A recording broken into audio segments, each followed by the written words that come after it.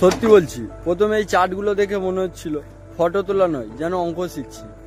Focal length বা shutter স্পিডের মতো ভারী শব্দগুলোর মানে জানতাম না। কিন্তু জেদ চাপলে এই সাধারণ ফোন দিয়ে গ্রামের মধ্যে এগুলো পরীক্ষা করে দেখবো এগুলো কাজ করে কিনা। তাই পরীক্ষা শুরু করলাম। প্রথমে দেখলাম ফোকাল লেন্থ।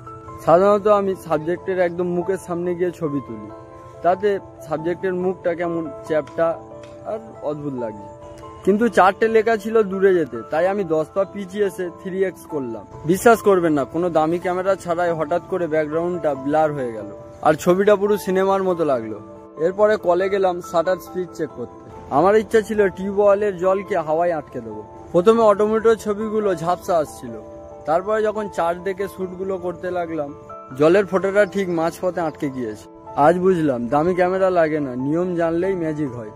তোমাদের হাতে যদি ফোন থাকে আজই এই 3x জুমটা ট্রাই করো আর আমাকে কমেন্টে জানাও ছবিটা কি পাল্টালো।